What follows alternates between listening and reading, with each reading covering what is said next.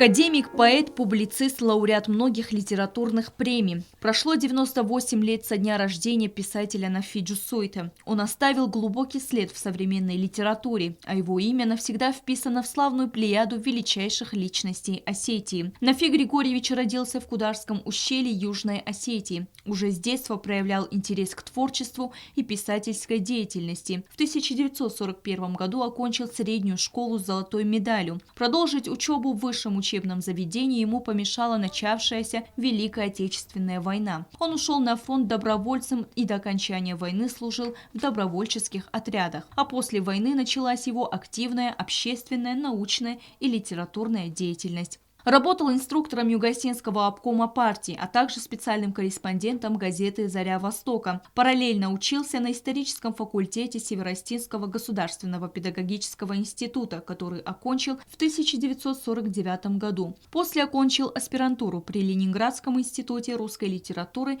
защитив кандидатскую диссертацию на тему Костахитогоров и русская литература. В 1954 году стал работать заведующим отделом литературы и фольклора в научно-исследовательском институте имени Захара Ванеева. В 1968 году защитил докторскую диссертацию «История осетинской литературы до революционного периода». Нафи Джусойт является автором более 400 научных работ и 12 монографий. В 1949 году была издана первая книга его стихов «Сердце солдата». Далее последовали другие сборники «Слово сердца», «Лирика», «Думы Осетии» и другие, а также повесть «Солнцеворот», романы «Кровь предков» и «12 ран как одна».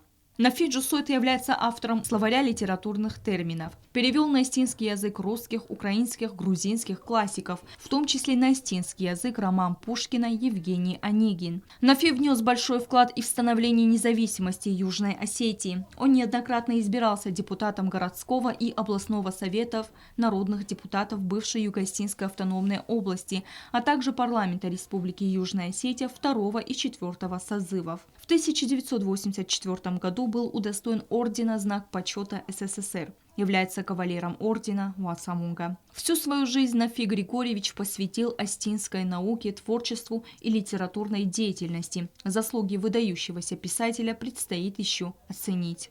Стелла Бязарова, Вера Схавребова. Информационный выпуск сегодня.